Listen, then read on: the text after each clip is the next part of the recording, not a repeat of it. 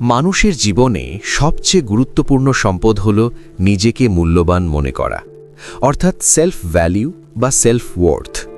কেউ যদি নিজেকে কমজোর মনে করে, তাহলে তার আত্মবিশ্বাস, সম্পর্ক, কাজের পারফরম্যান্স, এমনকি সুখের অনুভূতিও ক্ষতিগ্রস্ত হয়। মনোবিজ্ঞান বলছে, আমাদের মস্তিষ্ক সেই ব্যক্তিগত মানকে ক্রমাগত তৈরি এবং রক্ষণ করে, কিন্তু সেটাকে আমরা সচেতনভাবে নিয়ন্ত্রণ না করলে অনেক সময় তা কমে যায়। তাই এই ভিডিওতে আমরা আলোচনা করব নিজেকে ভ্যালিউ বাড়ানোর 10টি সাইকোলজিক্যাল টেকনিক, যা বাস্তব জীবনে সহজেই প্রয়োগ করা যায়। প্রথম টেকনিক হল নিজের সীমা নির্ধারণ করা। অনেক মানুষ অন্যের অনুরোধ বা চাহিদা পূরণ করতে গিয়ে নিজের সময়, শক্তি বা মানকে তুচ্ছভাবে ধরে। এটি দীর্ঘমেয়াদে সেলফ ওয়ার্থ কমিয়ে দেয়।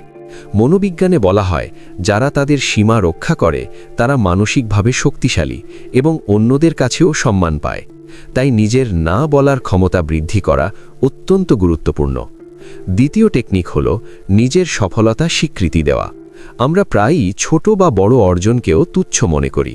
মনোবিজ্ঞান অনুযায়ী আমাদের মস্তিষ্ক ইতিবাচক ঘটনার প্রতি যতটা গুরুত্ব দেয়, সেটাই আমাদের সেলফ ভ্যালিউ গড়ে তোলে। তাই প্রতিদিন নিজের ছোট ছোট অর্জনগুলোর তালিকা তৈরি করা এবং সেগুলোকে সত্যি স্বীকৃতি দেওয়া উচিত। তৃতীয় টেকনিক হল নিজের সঙ্গে ইতিবাচক সেলফ টক ব্যবহার করা। আমরা প্রায়ই নিজেই নিজেকে নিম্নমানের মনে করি। মনোবিজ্ঞানে প্রমাণ আছে, আপনার নিজস্ব কথাবার্তা সরাসরি আপনার আত্মবিশ্বাস ও মানসিক অবস্থা প্রভাবিত করে। প্রতিদিন নিজের জন্য ইতিবাচক অ্যাফার্মেশনস ব্যবহার করলে মস্তিষ্ক ধীরে ধীরে সেই বিশ্বাস গ্রহণ করতে শুরু করে। চতুর্থ টেকনিক হল পরিবেশের প্রভাব নিয়ন্ত্রণ করা। আপনি যাদের সঙ্গে সময় কাটান, তাদের মানসিক অবস্থা, আচরণ এবং দৃষ্টিভঙ্গি আপনার নিজের মানকে প্রভাবিত করে। টক্সিক বা নেতিবাচক মানুষ আপনার ভ্যালু কমিয়ে দেয়। তাই ইতিবাচক, সমর্থনমূলক এবং প্রেরণামূলক মানুষের সঙ্গে সময় কাটানো অত্যন্ত গুরুত্বপূর্ণ। পঞ্চম টেকনিক হল নিয়মিত নিজের দক্ষতা উন্নত করা। যখন আমরা নতুন কিছু শিখি, আমাদের মস্তিষ্ক নতুন চ্যানেল তৈরি করে, যা আমাদের আত্মসম্মান বাড়ায়।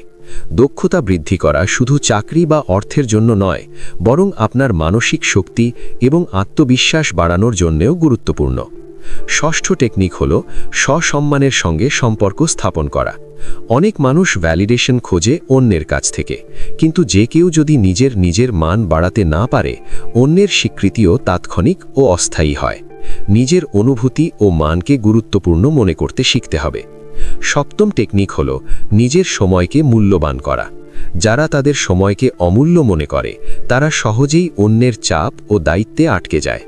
মস্তিষ্ক সচেতন থাকে যখন আমরা আমাদের সময় সঠিকভাবে ব্যবহার করি।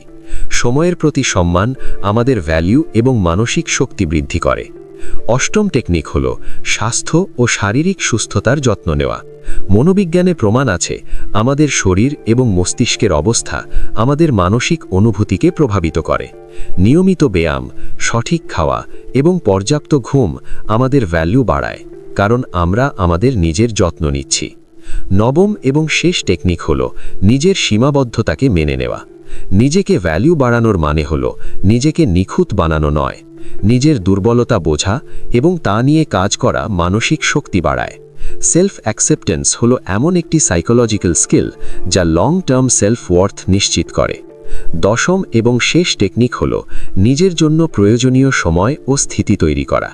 ধীরে ধীরে মেডিটেশন, রিফ্লেকশন বা জার্নালিংয়ের মাধ্যমে নিজের মান, উদ্দেশ্য ও ভবিষ্যতের পরিকল্পনা বোঝা যায়।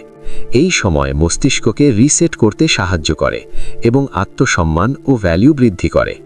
এই 10টি সাইকোলজিক্যাল টেকনিক আপনার জীবনে প্রয়োগ করলে ধীরে ধীরে আপনি নিজেকে আরও মূল্যবান মনে করতে শুরু করবেন। মনে রাখবেন, সেলফ ভ্যালু বাড়ানো কোনো স্বপ্ন নয়, এটি একটি প্রক্রিয়া। ছোট ছোট অভ্যাস, ধৈর্য এবং সচেতনতা, এই 3টে জিনিস দিয়ে এই মান তৈরি করা সম্ভব। আপনি যদি আরও মানুষের মন বোঝার, আত্ম উন্নয়ন এবং মানসিক শক্তি বাড়ানোর বিষয়ে জানতে চান, এখনই সাবস্ক্রাইব করুন মনোবিজ্ঞান সাইকোলজি চ্যানেলটি।